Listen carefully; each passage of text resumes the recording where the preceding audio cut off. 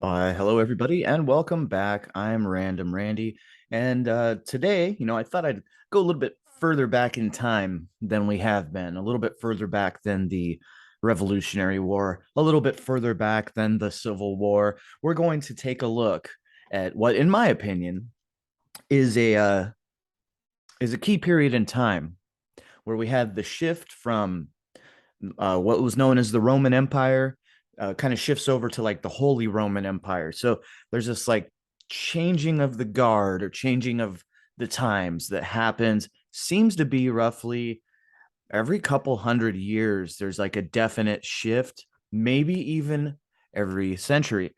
So, what led to where we are today? What was the past like? These are the questions.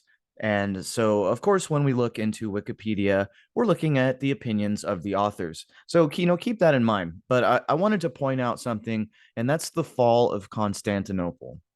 I don't know if you've ever heard that song, but I think in fact, it's they might be giants, right? Istanbul, Constantinople. Yeah, so you've heard it. What are they talking about, right?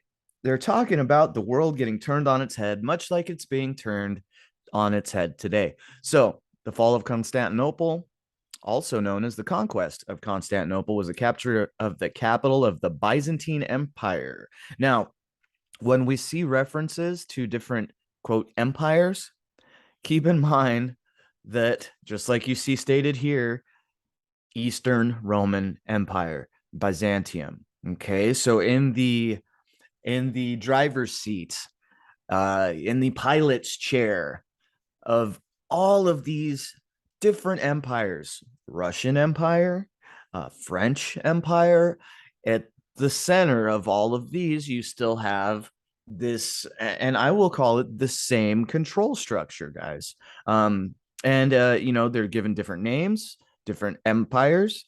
So why don't we just call it the empire and leave it at that? So think of it like Star Wars. You have the Empire and you have the Rebellion. So that's the easiest way to understand the dynamic behind all of these very fractal changes happening throughout the world. Now, why is this interesting? Because at this period of time, in the late 1400s, this is the end of the Middle Ages, or what we've come to understand as the medieval period, ushering in a new time period, right? Also, it's a turning point in military history. Okay. Since ancient times, cities and castles had depended upon ramparts and walls to repel invaders. Now, what's interesting about this statement is now we have star forts that they tell us a vast majority of them were built in the 17 and 1800s, some of which in Europe going further back. But if military history was so different and this was such a turning point in military history, why did they continue to build the same types of fortifications, even though the use of gunpowder, cannons, and bombards had become commonplace? So, that's the question. And something I'll point out, guys, is when you start to look into all of these different empires, all of these different groups, we have the same families, we have the same crests. I mean, the symbolism is there if you want to see it. The underlying control structure is there, regardless of the name placeholder. Okay. It is the same. And I, as much as some people like to disagree with what Ewar and and Wooden Nichols are over there doing, kind of disassembling the Tartaria hypothesis, I admire the fact that they're stepping into something that is controversial to begin with and bringing about pieces of truth. But what I think they're missing is some of the details behind why Shadow Rome is a thing or what Shadow Rome even is. So in a couple of his videos, he's talking about Shadow Rome, and it's kind of vague. So if I could please allow me to elaborate, Shadow Rome has been in the background all this time, all through history. Previous to Shadow Rome, we call it Shadow Greece, right? Previous to that, we call it you know whatever it was before that, because we have the names that are given by the victors today, right? So 1453, this was apparently only a 53-day siege So it must have been pretty brutal, pretty interesting, pretty amazing. The Siege of Constantinople miniature. Look at this, guys. And when we see star forts, you can imagine instead of just ramparts and things, imagine if there were walls on the tops of those ramparts. This is maybe something of what it would look like. And to me, wow, this looks very similar to like the Emerald City, you know. Just saying, it's some interesting stuff, guys. Now, why then also, the main question about the whole Tartaria thing is, why do we see this infrastructure all around the world? I mean, asylums in the US, et cetera, et cetera. Because, guys, because in the background of all of this, we have the same control entity. Okay. So when did the current version start up? Right around this time, fall of Constantinople, watershed of the late Middle Ages, et cetera, so forth. Now, of course, Constantinople had been an imperial capital, the empire, remember, since its consecration in 330. Of course, it would be in 330, right? Because we have to have the mark of the Mason within all of this information. So, this is something that you should probably pay attention to when you see history written and you see these numbers coming up again and again. Pay attention. Okay. It's a stamp. It's a stamp telling you that, guess what? This whole thing is under imperial, or you can also call it, much to some folks' behest, Masonic control, or the control of the fraternity behind the scenes. Okay. Now, all these different crusades, they're all different arms of division or consolidation. They use division and consolidation to confuse and to wipe history clean of undesirable mentions. Okay. So it's something to point out. And, you can find all of this information, guys, on Wikipedia. This is just your mainstream stuff, but I'm trying to present an idea here through some of these things. Okay. Um, it's wild, guys. It's wild. So that's one. Now let's go take a look, and that's the Colossus here, right? So let's go take a look at something else here. So, that got me looking into all these different wars, but one thing I wanted to point out is it starts with that fall of Constantinople, right?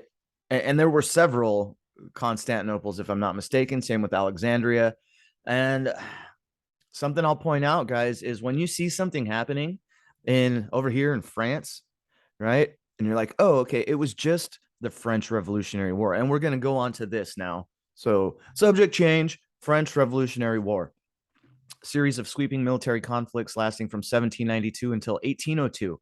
So, that period of time, about the time the Revolutionary Wars, the American or North American Revolutionary Wars. We also had Revolutionary Wars happening in Mexico, South America. I mean, this was happening everywhere. This was a changing of the guards, a shifting of the season.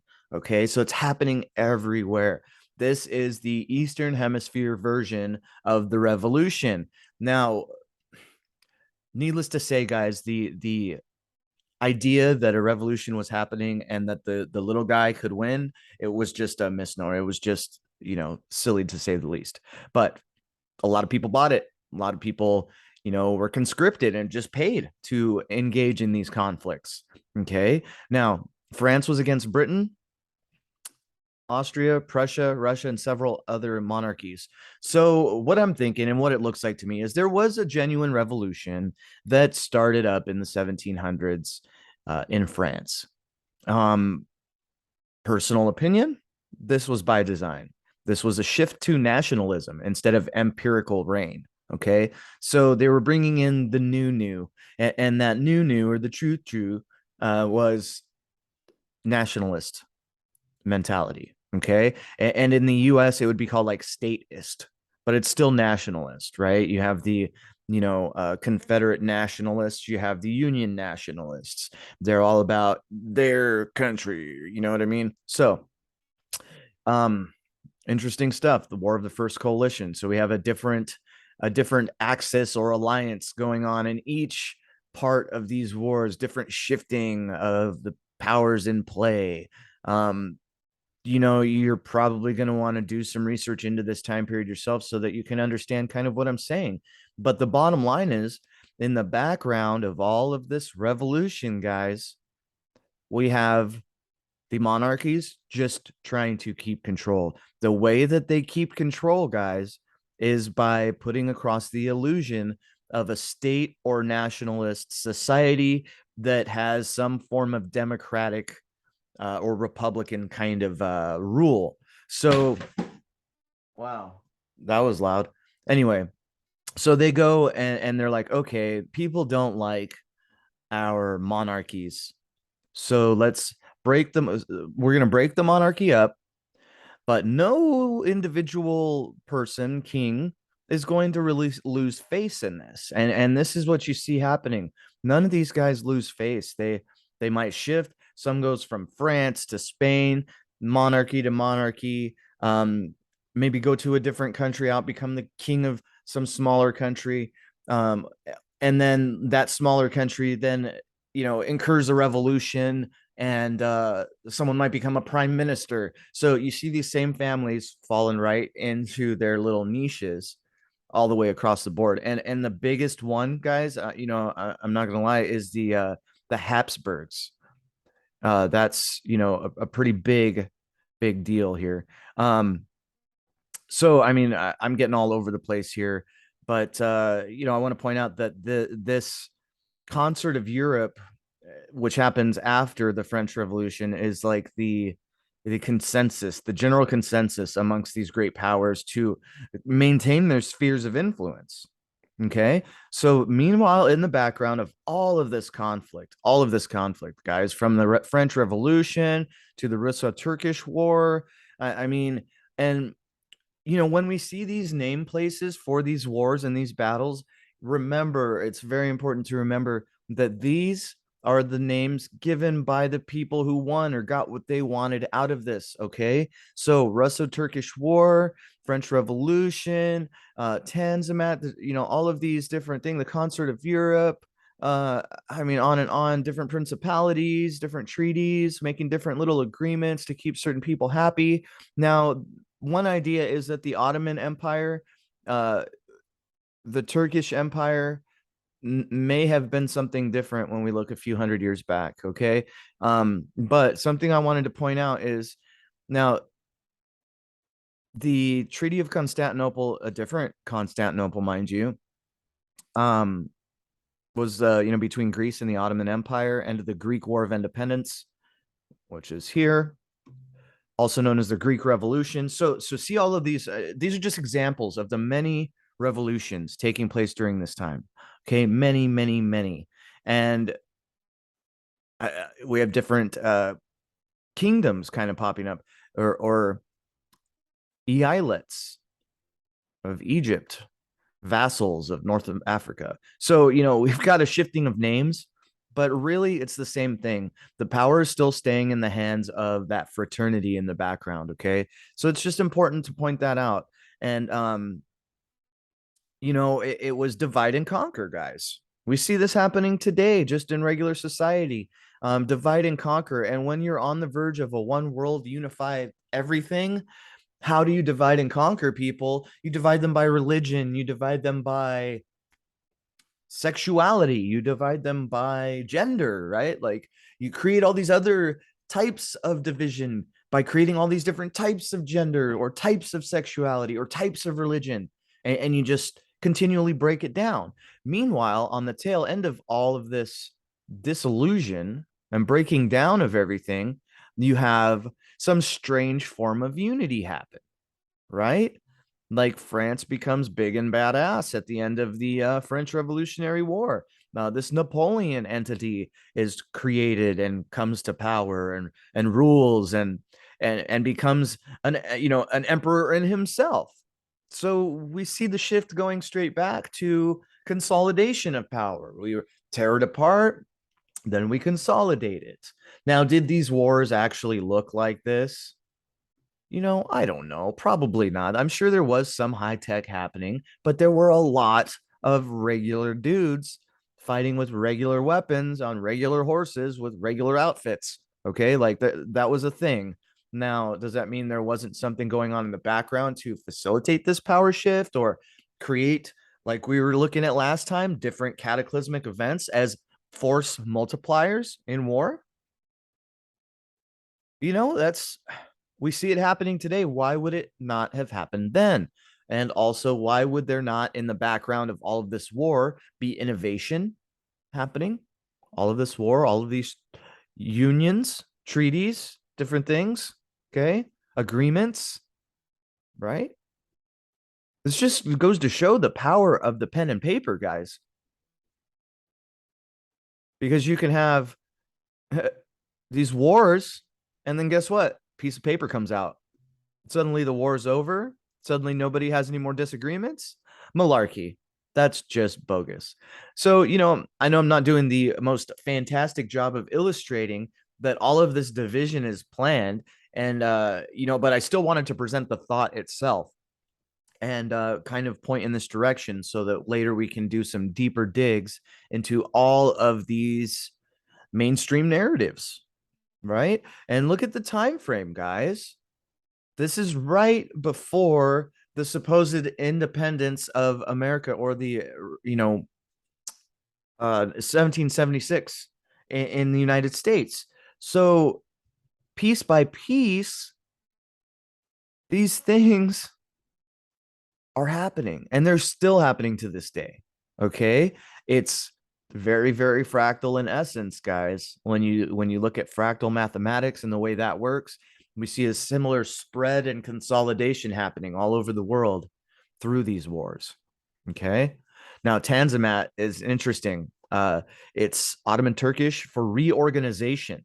So it's interesting that they don't call the rest of these wars or battles reorganizations, but when it comes to the Turks, they're all about telling us exactly what's going on.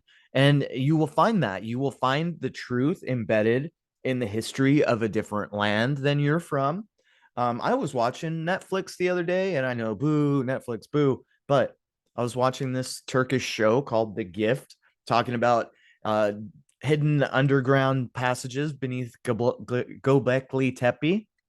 And there was quite a few little truth bombs in there.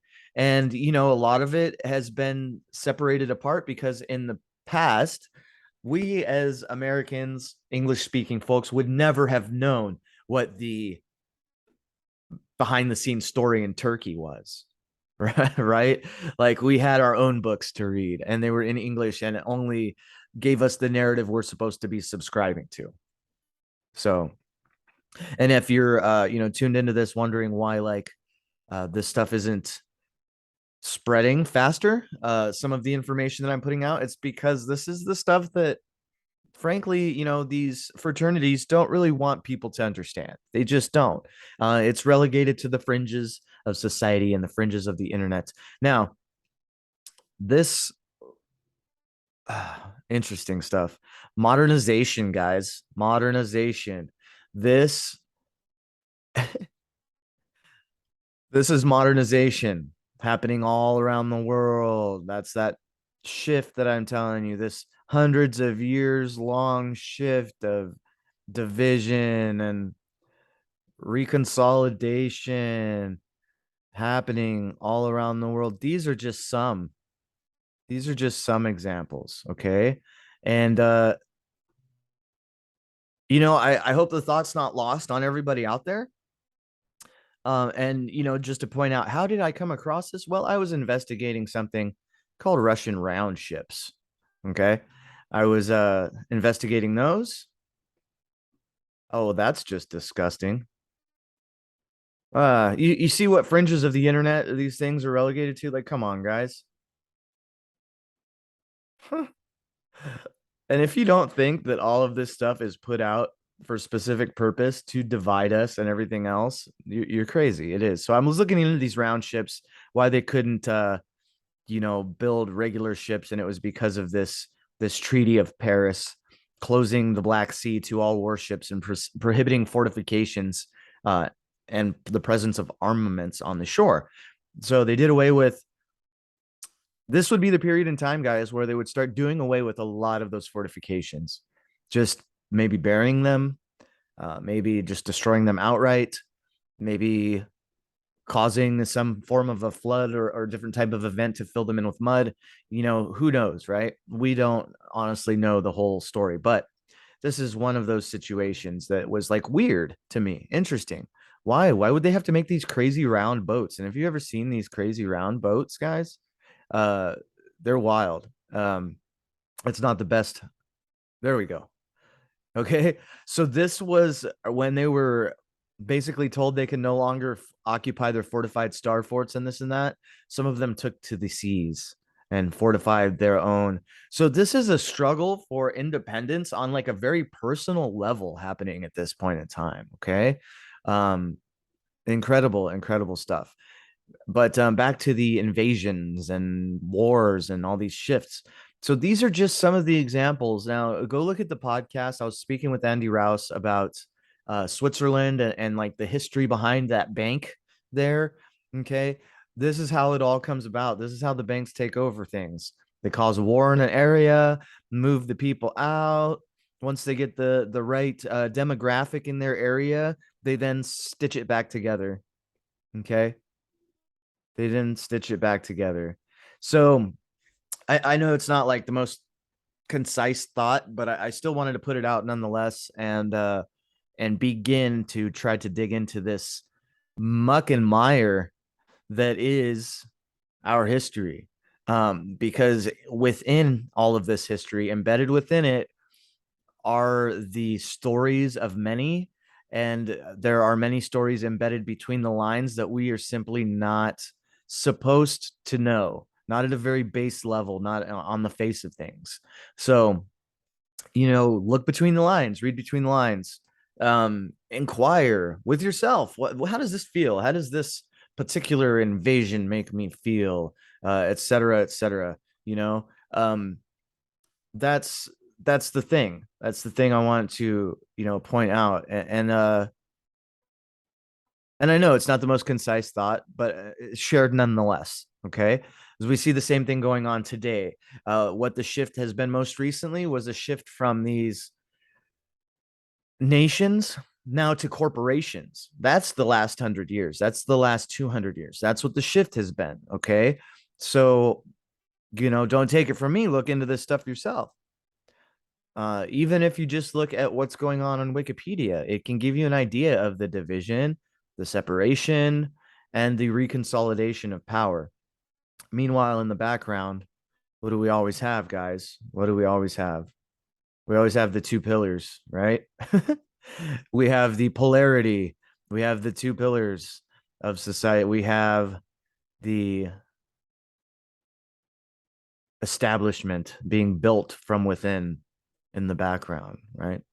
All that this picture is missing, guys, is a checkered floor, and you would understand what I was saying. So that's the gist of this random thought. I want to thank you all for tuning into a random rant. But I couldn't leave well enough alone. I'm looking at these things going, wow, am I the only one seeing this? Am I the only one seeing that this thing has been happening in the background for a long time? And that the idea being spread by this Tartaria thing is being pushed so ardently. Like, guys, this thing is being pushed so hard by YouTube, TikTok, etc. Where's TikTok created? China. What's China? Communist Party nationalist, right? So, in inferring from all of that information, this is being pushed for a reason. Some of it's profit for some people. Some of it's, a lot of people are seeking the truth. But I think, guys, the truth is so nasty and so dirty and so just messy that most folks don't want to deal with it. They don't want to think about not only what happened back then and the devastation and the usurping of power, but ultimately, guys, power stays in the power structure. It changes faces. It changes faces.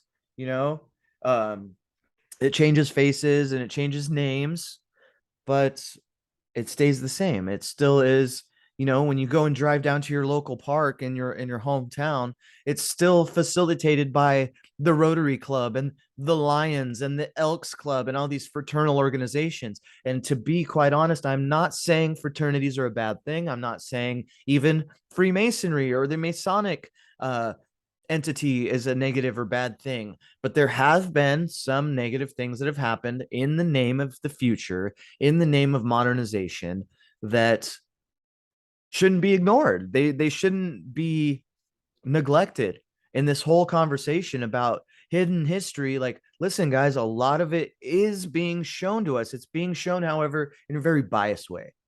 So I guess I'm trying to present a kind of unbiased overall perspective from where I sit. So for what that's worth to everybody, that is what it is. But nonetheless, I wanted to share the thought, and thank you for listening to my rant today, folks. And I hope this information finds you well.